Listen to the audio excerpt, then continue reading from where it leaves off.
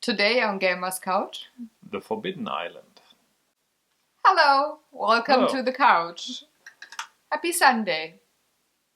Don't say a word. I didn't shoot it. This isn't our second try to do this now. Yeah, and I didn't shoot the first one because reasons.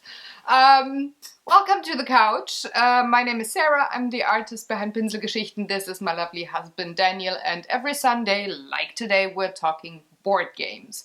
Today we are venturing on a forbidden island. Wait. If it's forbidden, then why? Because we can. We're rebels. Adventurers seeking for fortune and glory? Yeah, well, we got the duck.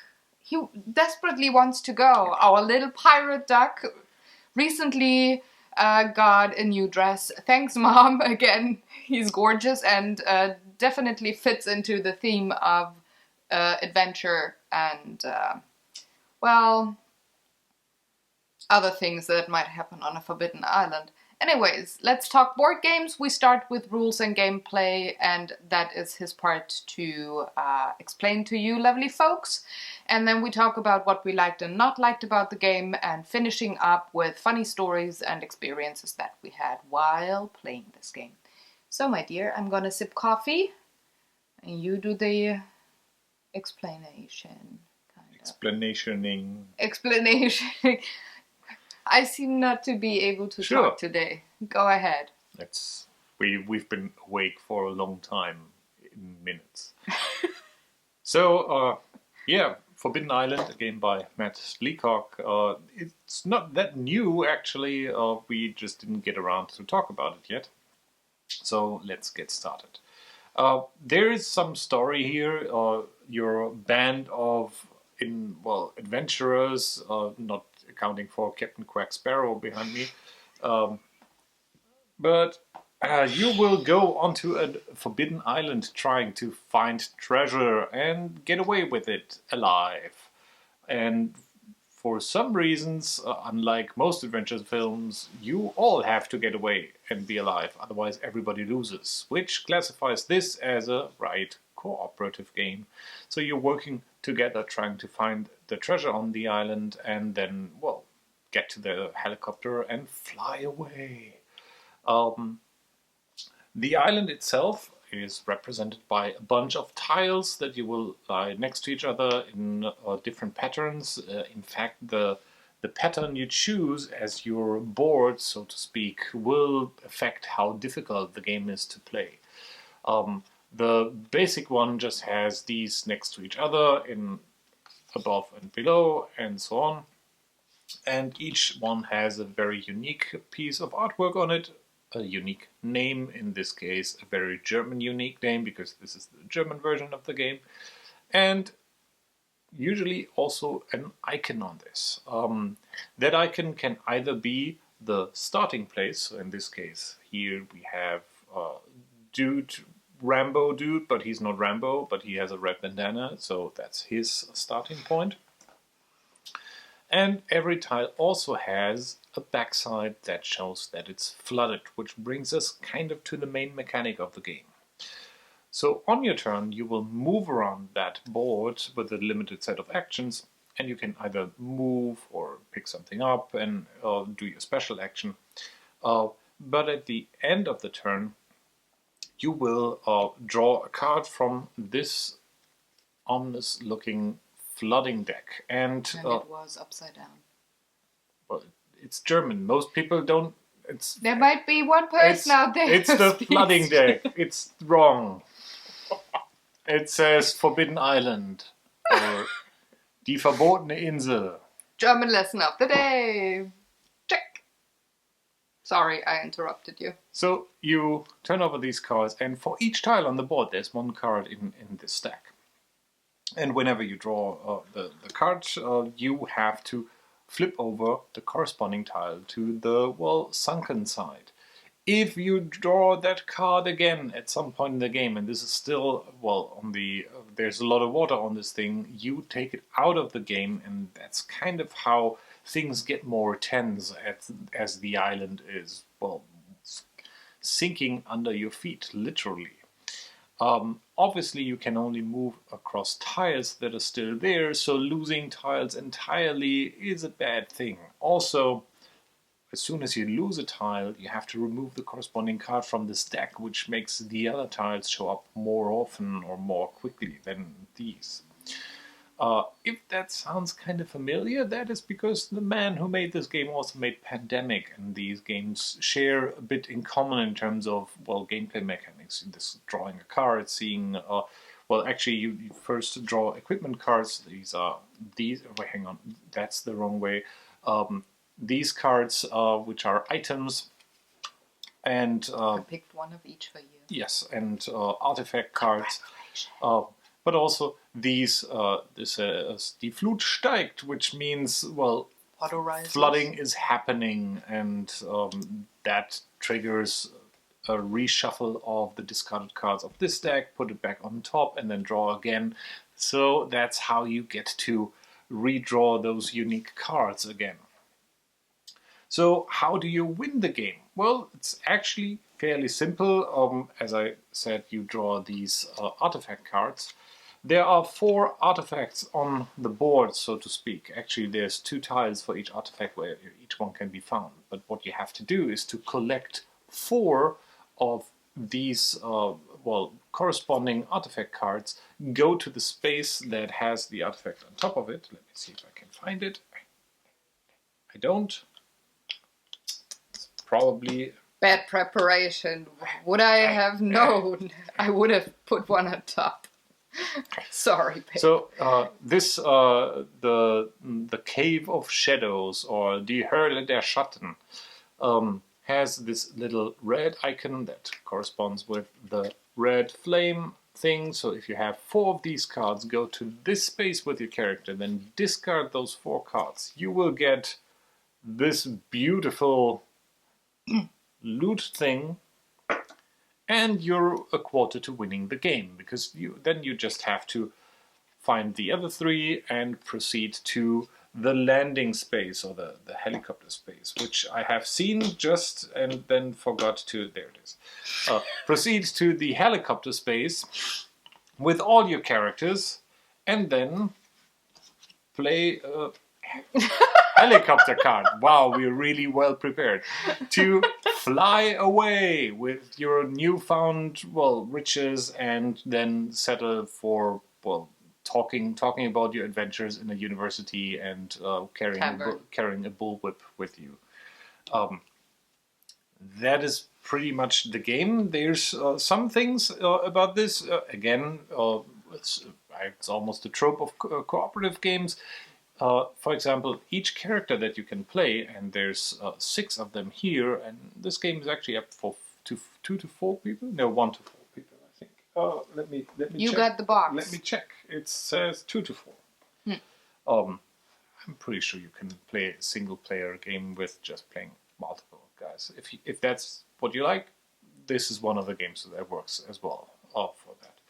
So you get to choose your dude that you want to play. 6 are available, as I said, and each dude has a special ability in addition to the basic actions that you can do.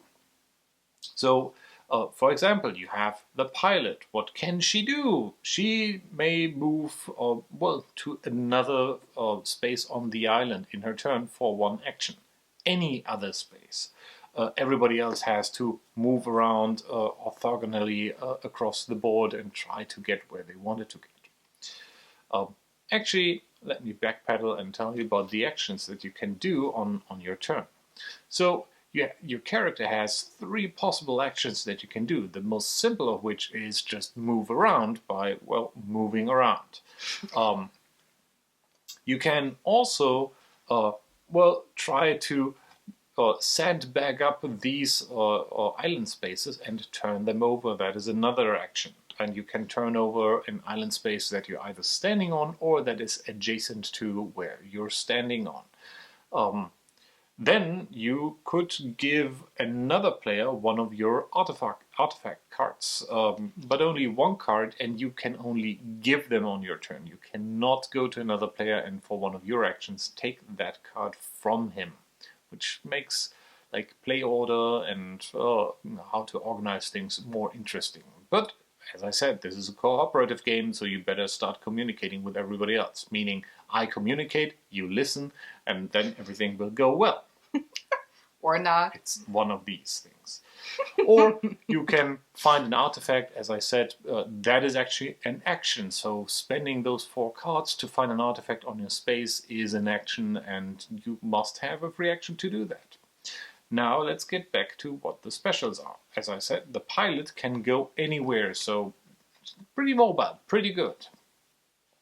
Then we have the career, then who can spend 1 action to give an artifact card to another adventurer, even if he's not on the same island space. So, little other caveat, you can only give cards to other players that you actually share space with, which is, again, very familiar to a game like Pandemic, and makes things a bit more difficult. We have the Explorer, or, yeah, I think he's an Explorer, because it says Forscher, and Forscher can have multiple meanings because it's German. We can never really, words is difficult for us. So he can move diagonally, but he can also send up diagonally watered spaces, which is pretty neat. We have the Navigator. The Navigator can spend 1 action and move another adventurer up to 2 or 2 adventurers for 1 space. So pretty nice. If you like moving people around, delegation is your thing, the Navigator. We have the Engineer, and the Engineer can, for a single action, dry up 2 adjacent spaces, which also quite handy. And last but not least, the Diver, who is really special because he is the only guy in the game who can go through entirely sunken spaces. So he can literally dive through the blank board space and end up at the other end of the game board, which at some games that might really save the win for you being able to return or being able to get to some place.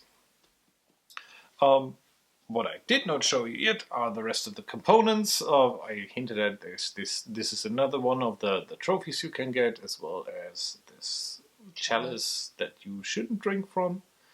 Let me tell you from experience. Then we have this shattered globe. And yeah, everything is very elemental themed. So you could say you have wind, fire, earth, and water. And then there's the little figurines. This time I did not paint them. They came pre-painted, so if you like having pre-painted minis in your game, this is one of those games for you. The thing that you also have to watch out for is the tide, so to speak. So this little thing tells you how many cards you have to draw from the flooding deck each time. So things will escalate quickly. And to make things even worse, for each of die Flut steigt cards that you draw, you have moved this little guy upwards, making you draw more and more cards over time. Yeah, so that's pretty much it. On your turn, you get 3 actions. As I said, move around or share cards or find artifacts. Then you must draw 2 cards from the artifact deck. You cannot escape the flood with that. And last but not least, you will have to draw as many of these cards from the deck as the pointer here says. Rinse and repeat. No pun intended. Actually, it was kind of. Come on. Rinse and repeat, and either you get away with all your artifacts or you will die horribly. As soon as one of your little dudes has died because he stood on a space that sunk and there was no adjacent space to go to, or maybe even worse, he gets separated from you and cannot return because there's no way anymore, you lose the game. If all the spaces for a particular artifact are lost and you cannot get that artifact anymore and kind of prevents you from getting all 4, you have lost. If you don't follow my orders during a game, you have lost. These are the basic rules of the game, and please go out, enjoy. No, but seriously, this is one of the more classical cooperative games by now, I think, and plays, and we're almost into the rating. Actually, we're already rating. This plays a lot quicker than base Pandemic. I don't know why, actually, because it feels like the setup time for both is the same, although we end up, I think, excruciating thinking about Pandemic more or longer than we did. Yeah, and I have two guesses why. And for that reason, I give this let's say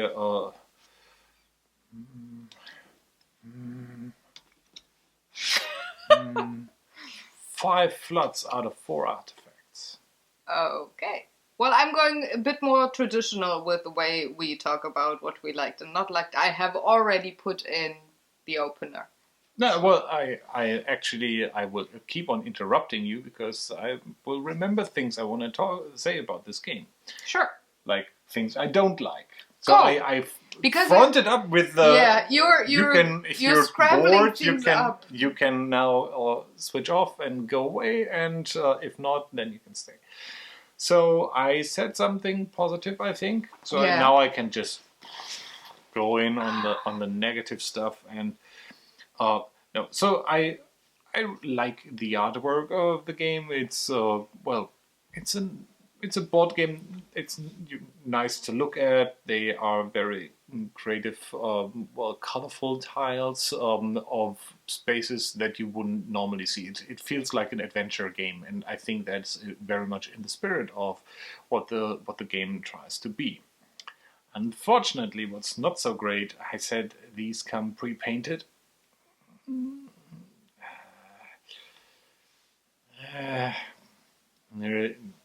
They're pretty ugly, and they're from this soft kind of plastic, which the rubber, pretty much. Which I think is fine if you have children that really like to chew them up, but you will never recover these from being chewed up.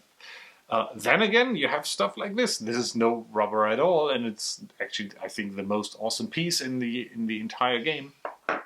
While the other things like these are then rubber again, and I don't know. It's I don't like that kind of material. So if you go with painted minis and want to make it look nice, I think it's worth to go the entire way. If you don't. Maybe it would have been fine for this just to go with little cardboard standees and have them with the character artwork that's already in the game, which is perfectly fine, I think. Other than that,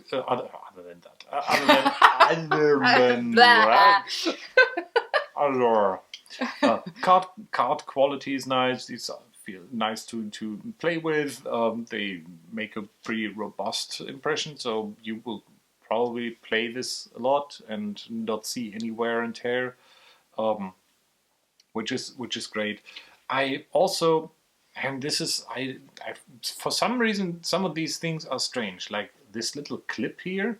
You put it on and move it around to indicate what the tide is at, but it also has like up on this back thing, and this is the kind of people must say, hey, you are really crazy, but for some reason I don't like it if you put it on a table and it's always skittering around and it's not lying flat. I'm so with you, but look, you can put your finger in there, exactly, and you need that.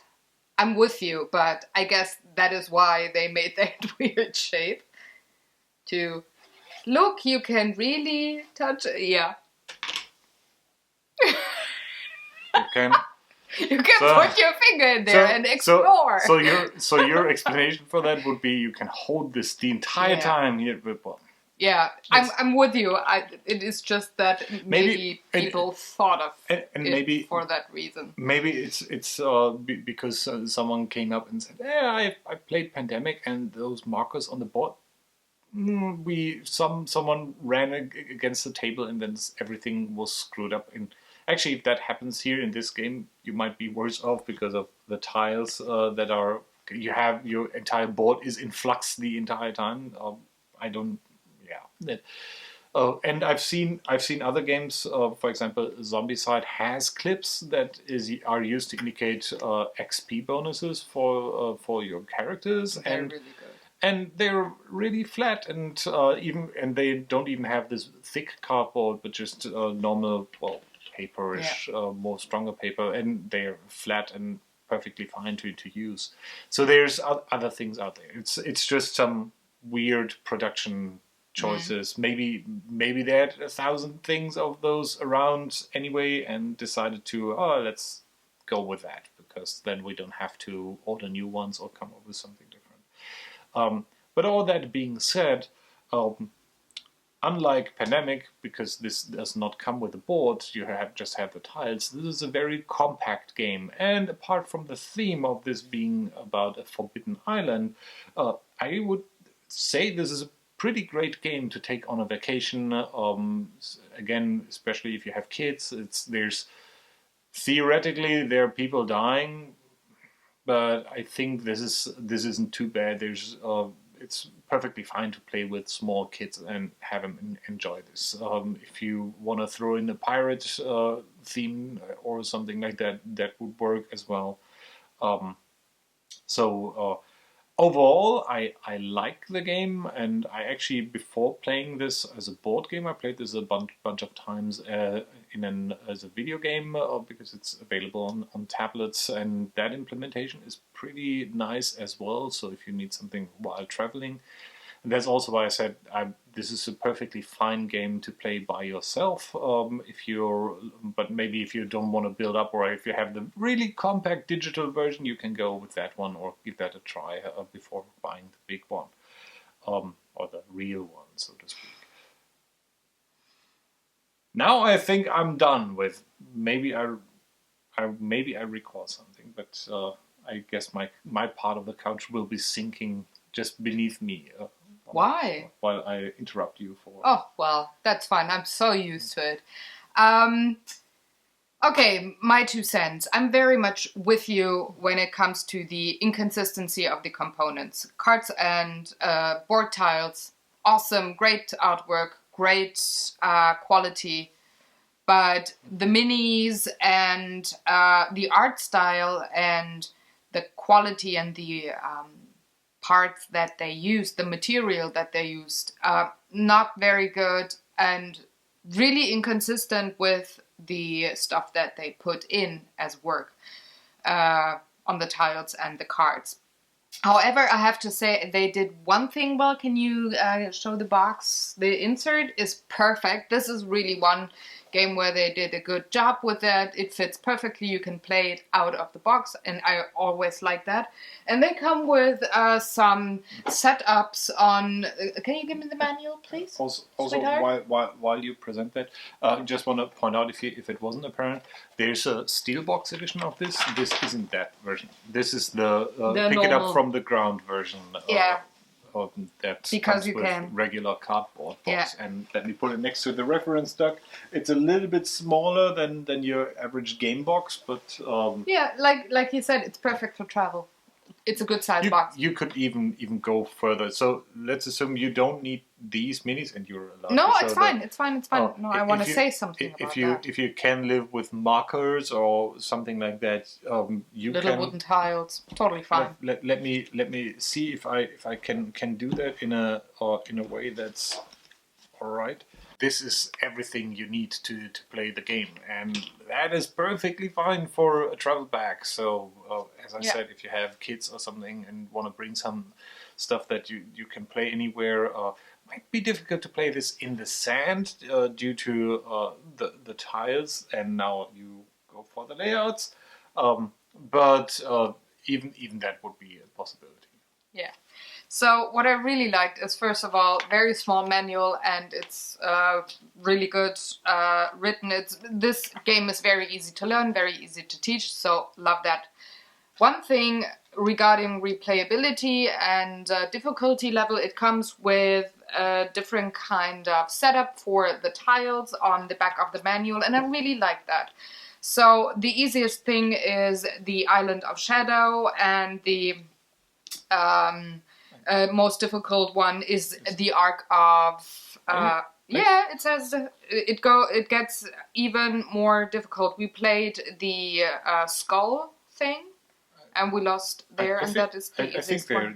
There's no order to the difficulty. It's just different patterns. They are more difficult than the base one, but... Yeah, but anyways, so it comes with that. I really like it, and it changes things up a bit more, especially when comparing it to Pandemic. This is one thing with a classic Pandemic, not the Cure, but with the board and everything, that you don't have there, because you always have the world map.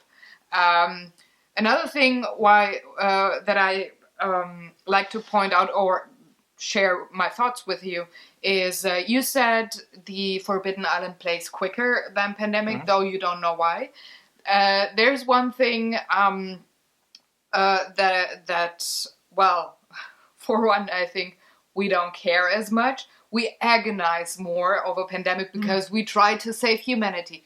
This is more abstract. Yeah, we're adventurous, we go on the island, la la la, but I don't care if we lose. Well, yeah, we care, but we don't try to save humanity from different kinds of bacteria and viruses. So we maybe take a bit longer with Pandemic to choose what to do on an action.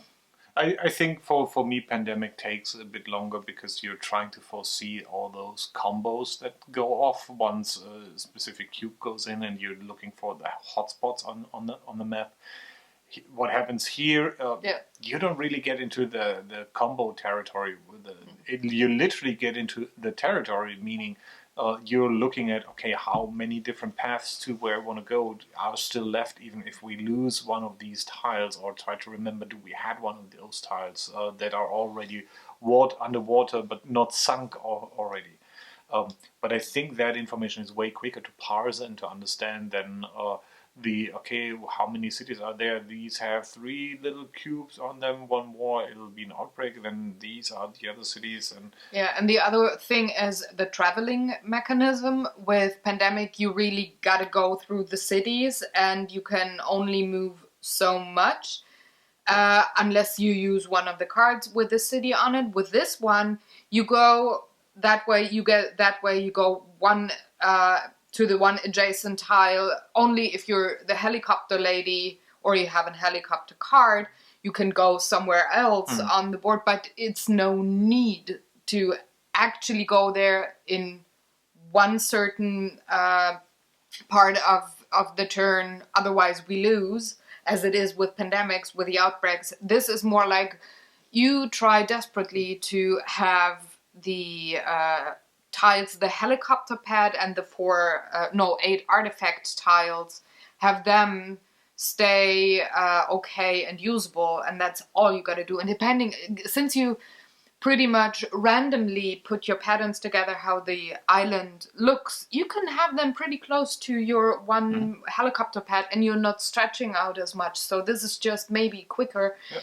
It's like, yeah, that is the red icon, and not, is that Bangladesh or Mumbai or New Delhi?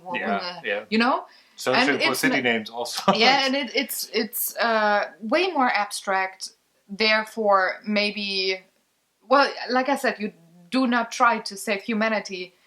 You're just trying to get the fucking artifacts and get out there. It's way more abstract and less touchy-feely, but still tense. Less than a rating, but something that felt to me is that the special abilities of each character isn't as game-changing in this game as it is in the Pandemic series. Yeah. So I think this is, well, I don't want to say streamlined, but this is the beginner's version of the beginner's version of Pandemic. So it feels a lot simpler, but then again, it doesn't feel as overwhelming when you play it first and play one of these kind of games first as it was with Pandemic. Yeah, and so both have their spot.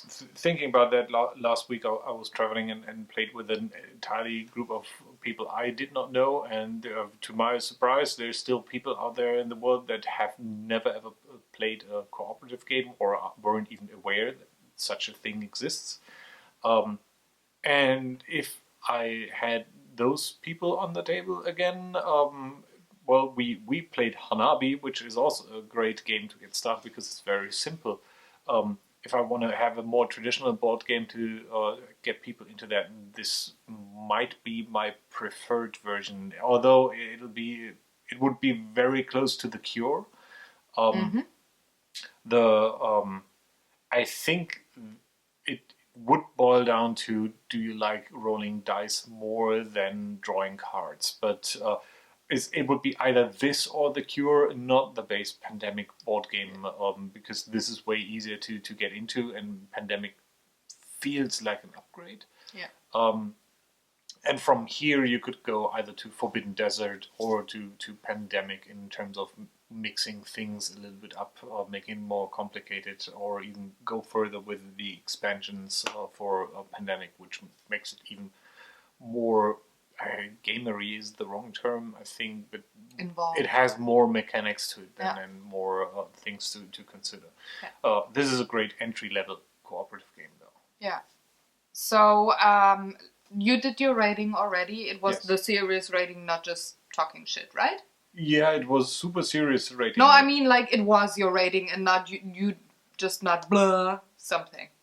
Right? I never blur something in the rating section because I think it is worthwhile and important for everybody to know what you think. To have an at a glance rating that gives you a good estimate of what I think about the game without listening to me explaining to you what I think about the game. So, I'm just doing my rating before we go into the last section. On my personal scale of 1 to awesome, this is 7.5. It loses points because of the inconsistency of the components. Like I said, the minis, if you go for minis, make it well. Otherwise, just go for other things, and that's totally fine too. But it just feels weird with the different kinds of materials, and I don't like that in a game. However, it gets points for the setup, recommendations of different kinds of difficult islands, and for the perfect insert of the box. So it's a 7.5 with a lovely game, but gotta work on some mini things or component things. And I'm not, so much that it's worth 2 points taken up. I'm not sure which printing version this is. If this is actually the latest, and if they iterated on that stuff, because as I said, the game's out a bit. Yeah, 2011. Yeah, this was nominee for 2011. Yeah. That version is newer than I think the 2000. It's not terribly important, and there's differences across the globe anyway, so the US version will probably look very different from this. As I said, they have a tin box, and we don't like the tin box. So. Yeah, but this this was one of the games that he got as a wedding anniversary gift this year. And when I ordered it, there was no other publisher or version available on the hugest online shop on the net. And you probably know which ones I'm talking about, where you could also order things from other countries. You mean eBay? Yeah, or the other one. And it doesn't say when it was printed, it just says that it was printed by or made by Gamerite and Schmidt-Spieler. Anyways, so yeah, it's I couldn't choose another version or another print of that box. But anyway, let's go into the last section of the video, which is funny stories and experiences. Now, we played it, just the two of us, twice or 3 times. Mm-hmm.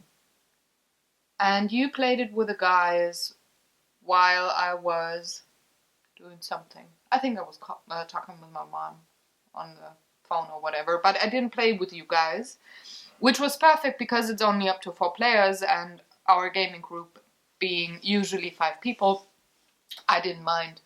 So how did the game with the 4 of you go? Did you win? Did Yep. you play the easiest thing? Talk a bit about what, because I don't know. I didn't ask. I think we won every game we played of this. No, we lost once with the skull face kind of island. We both lost one. Sure. Yeah. Oh, okay. We didn't make it there. And we I think we played on the advanced, so you can adjust difficulty by starting out in a different spot here where you can go with the beginner or the legend up here and do that.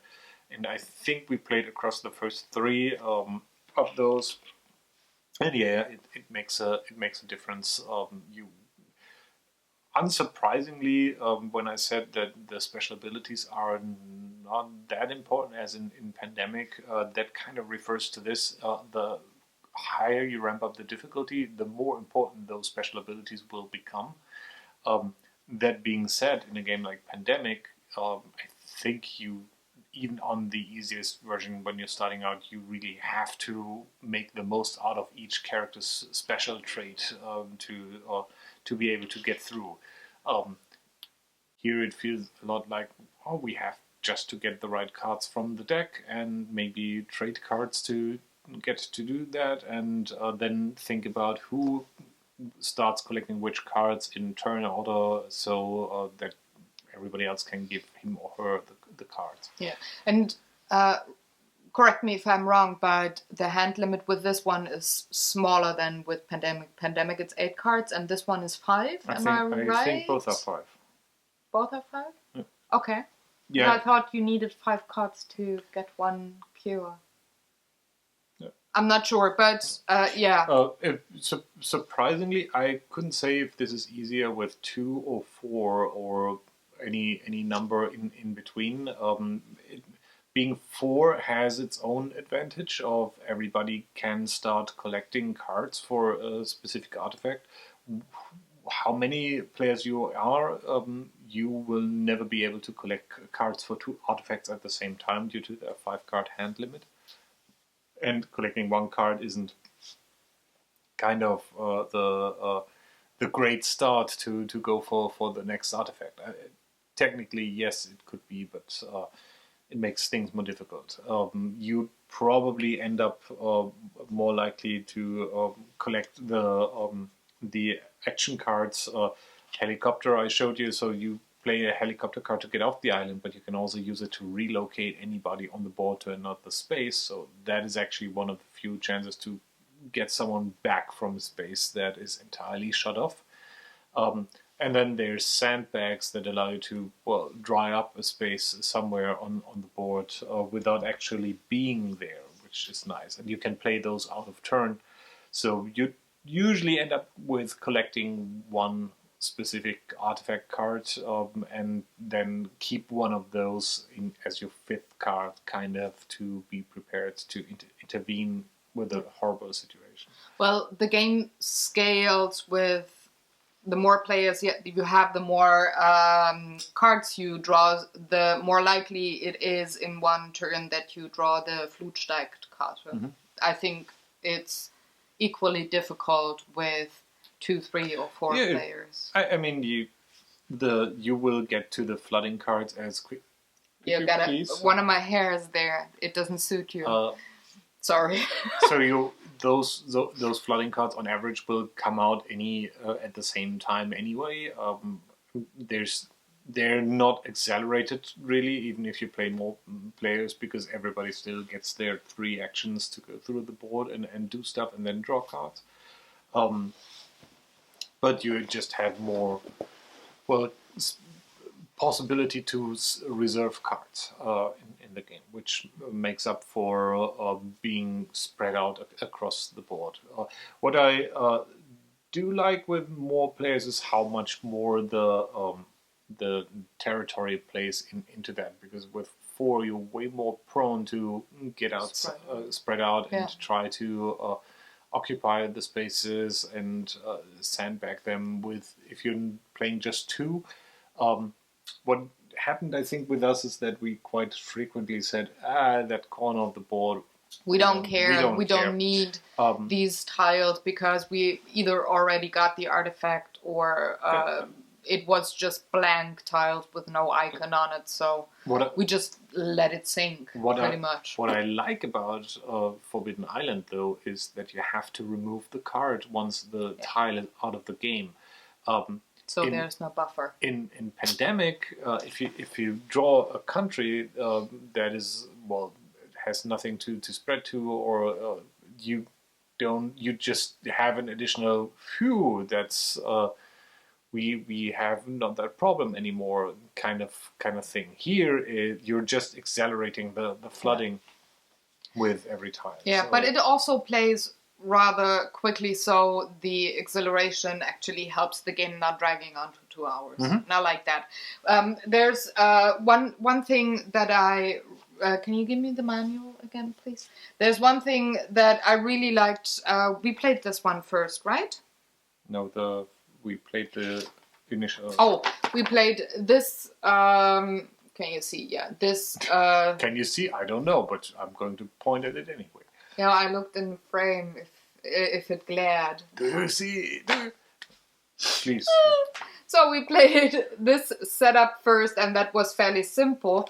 But what I did not anticipate, but that happened really quickly with the skull here, you have tiles missing in the middle already once you set up the board, and that actually could exhilarate the losing all kinds of sections and you being stuck on one tile when you have sections in between that have gaps already. And I didn't anticipate that. I thought, yeah, we just go around. What's the difference when you have just a different kind of setup with the tiles? Well, it does matter. And I really like that. This down here with the circle, this has to be really painful to play on the legend level.